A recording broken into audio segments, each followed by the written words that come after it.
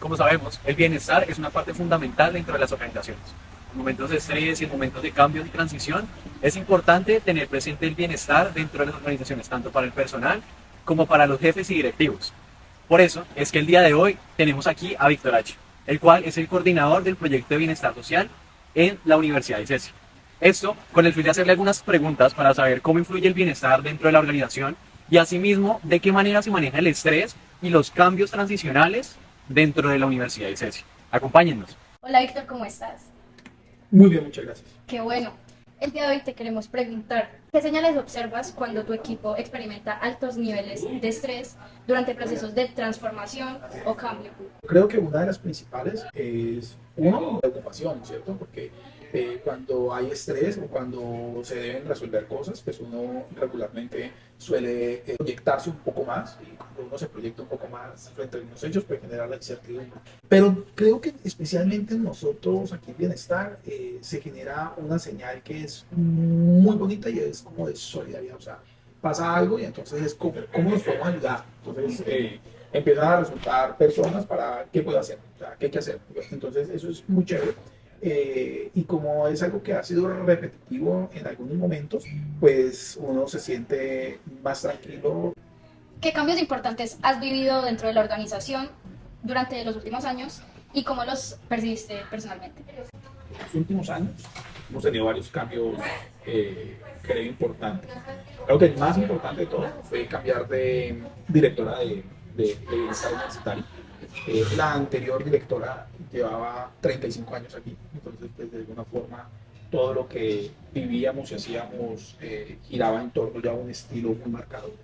Cuando cambiamos de directora, de alguna forma se genera una expectativa de para dónde vamos, porque también es un momento coyuntural en la universidad donde empiezan a existir muchos cambios, el mismo cambio de rector.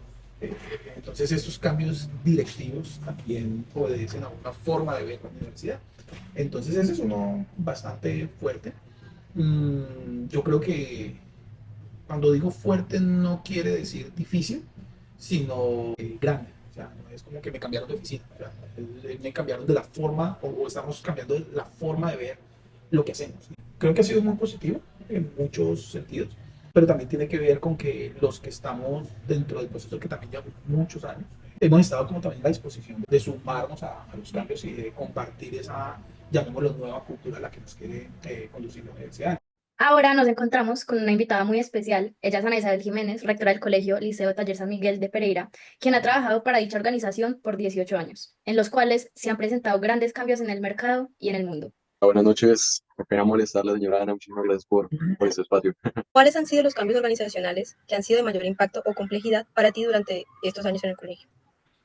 Hay varios cambios que implican reto. Los más significativos son todos los que tienen que ver con todo el tema tecnológico. Esos cambios representan muchísimos retos culturales para la organización y por supuesto también modos de vivir la cultura también. Entonces otro ejemplo importante de cambios es Pereira ha presentado migraciones muy importantes de ciudades grandes como Bogotá. Entonces el cambio demográfico en la institución después de pandemia fue muy importante, como también las expectativas, el modo de ver la vida y los estilos parentales. Entonces digamos que podríamos clasificarlos entre cambios tecnológicos que implican cambios culturales y cambios demográficos que también implican movimientos importantes desde la cultura organizacional. ¿Cómo evalúas la disposición del equipo frente a esos cambios y qué estrategias usaste para manejar la resistencia? Una excelente pregunta.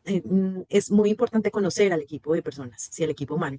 Un colegio es una organización, es una empresa que se mueve completamente con capital humano. Entonces, eh, pues estamos hablando que es una empresa de 130 personas en este momento y es conocer a las personas para saber cómo acompañarlas en el cambio. Entonces, lo que hemos hecho, por ejemplo, es clasificar a nuestros equipos, porque tenemos líderes en diferentes áreas. Entonces, pues yo soy la rectora del colegio, pero tengo un líder en preescolar, otro en primaria y así sucesivamente.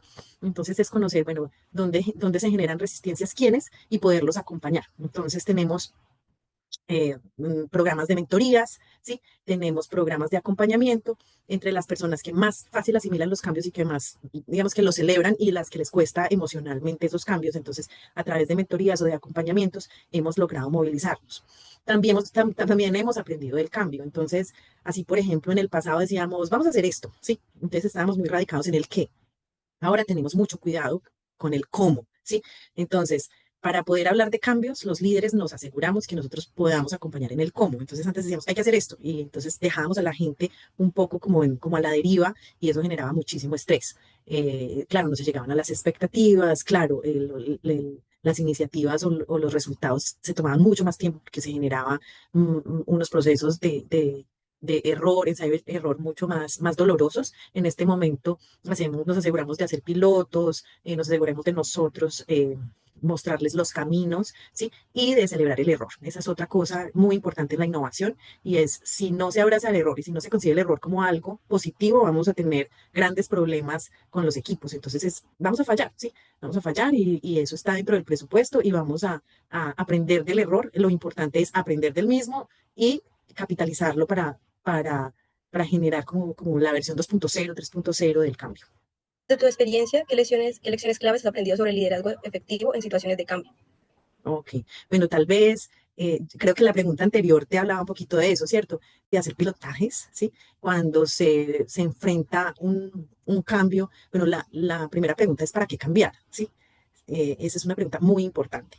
No es porque está de moda o porque todo el mundo está haciendo una cosa a la otra. Entonces, primero que todo es entender cuáles son los dolores que vamos a solucionar a partir de una iniciativa de cambio o de una innovación. Entonces, cuando, no, que hay este software buenísimo, no sé qué, entonces, pues la primera pregunta, ¿cómo estamos con el nuestro? ¿Sí? ¿Está funcionando? ¿Culturalmente está engranado o no lo está? ¿Sí? Podemos de pronto hablar con el proveedor para generar algunas mejoras, pero entonces no es como a lanzarse al cambio sin una razón suficientemente sólida, ¿sí? Eso sería como lo primero, ¿qué cambiar y para qué? Lo segundo, lo que les decía es, hay veces nos lanzamos muchísimo al cambio, digamos que toda la organización completa a generar algunos cambios. Hoy en día no lo hacemos así, tenemos más cuidado, ¿sí? Vamos a empezar con este grado o vamos a empezar con este equipo a generar esto, y entonces si funciona bien nos metemos ya de lleno con el resto de la organización. Entonces eso es muy importante. Y lo tercero, lo que les decía, es el equipo directivo y los líderes estar sumergidos en esa innovación, comprometidos en navegar el cómo, y pues por último el tema del error, ¿sí? ¿Cómo lo capitalizamos? ¿Cómo mejoramos a través de las cosas que no funcionan? Y entonces estar pues como en ese ciclo de planear, hacer, verificar y evaluar para poder, digamos que estar en los ciclos de mejora todo el tiempo. ¿Qué acciones en específico tomas para cuidar el bienestar emocional y psicológico de tu equipo en contextos de cambio? Bueno, lo primero muy importante que hacer, yo siempre hablo de hacer política, ¿sí? Y para mí hacer política es la venta de las ideas, ¿sí? Si yo no tengo a mi equipo montado en las razones por las cuales vamos a emprender un cambio, ahí empezamos mal y empezamos con unas resistencias grandes y con unos choques emocionales. Entonces es hacer política con varios miembros que inciden e influyentes en la organización. Entonces, conversar con ellos, preguntarles qué piensan, qué implicaciones, estar dispuesto a la crítica es muy importante como líder, ¿sí? Entonces, yo siempre les digo a mi equipo, y es como un no negociable, es aquí no se habla en los pasillos, aquí no hablamos mal en los pasillos, aquí las puertas están abiertas para que ustedes se desahoguen y puedan hablar con el equipo de liderazgo sobre lo que no les parece, sobre lo que los afecta, cómo los afecta, y para que podamos generar soluciones compartidas. Entonces, pues, lo primero es una comunicación muy directa con muchos miembros de la organización, es muy importante. Para que la gente sienta mucha confianza de hacer críticas, ¿sí? Y hay otra, digamos que hay algo que tenemos muy enlazado allí, es decir, sí, pero, ¿sí? La gente puede decir pero, ¿sí? Entonces, bueno, sí al cambio, pero nos vamos a encontrar con estos efectos colaterales, o nos vamos a encontrar con estas situaciones que no nos van a ser tan agradables o tan útiles. Entonces, esa disposición a oír la crítica es súper importante, y a la gente, el solo hecho de ser escuchada, reconocida en esa afectación y la búsqueda conjunta de soluciones es supremamente importante para abrazar esa humanidad y esa emocionalidad que el cambio representa. Y como yo les decía, nosotros en el equipo tenemos como clasificadas a las personas, y eso lo hacemos. Bueno, tales personas les cuesta muchísimo moverse este cambio, otros están como movilizándose pero a un ritmo más lento, y estas otras van súper rápido. Entonces es cómo se hace un compartir de experiencias también en los equipos, qué me está costando, cómo lo estoy haciendo, que me es efectivo, y ese compartir emocional, pero también de soluciones, es supremamente efectivo para que las personas se sientan escuchadas, reconocidas, y que también se movilicen hacia la dirección pues, que buscamos. En esta pregunta terminábamos la entrevista. Muchísimas gracias por el tiempo y por respondernos con total disponibilidad. Muchísimas gracias Bueno, por muchas gracias a la ustedes. entrevista. Ok, bueno, hasta luego.